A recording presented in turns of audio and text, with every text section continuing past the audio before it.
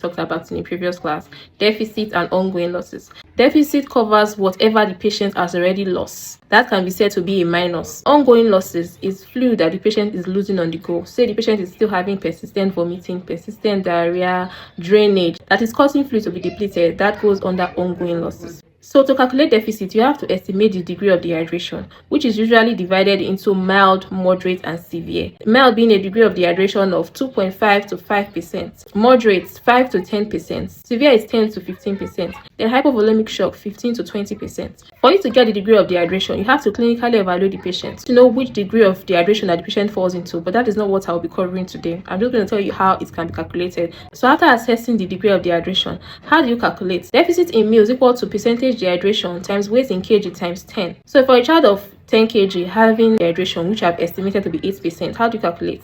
Deficit in ml will be equal to 8 times 10 times 10. That's going to give you 800 mils. So that patient is having a deficit of 800 mil. This formula I just gave is a shortcut formula. If you'd like to know the long cut formula, let me know and I'll make another video for that. Now, to correct for ongoing losses, it is usually replaced meal for meal. So let's say the child vomits and you ask the mother to estimate and you get 10 mils of vomitus as what the patient lost. You are going to add 10 mils of fluid to the infusion that the patient is getting. If the patient stooled and it was about 30 mils, you are going to replace it with 30 mils of fluid. So that's the meal for meal replacement. Now for shock, which is 15 to 20% loss of body fluid, it is replaced as 20 mils per kg. So when you calculate 20 mils per kg and you administer it under 30 minutes to 1 hour, you are going to reassess that patient to see if there are still signs of shock. If there are still signs of shock, you may need to go in again with that 20 mils per kg to resuscitate the patient, and thereafter reassess the patient to see the degree of dehydration for you to now know how to continue the fluid management for this patient.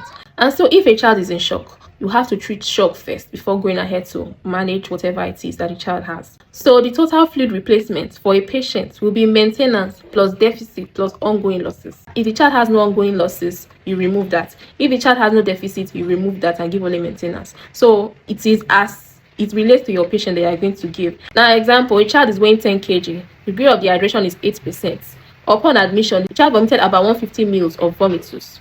How are you going to manage this patient? First of all, you'd have calculated the maintenance fluid for this patient. So maintenance fluid for this patient is 1000 mil. Then the deficit will be 8 times 10 times 10, which is 800.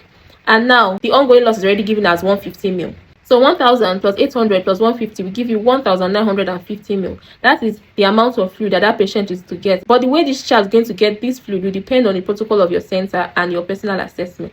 I hope you've been able to follow me.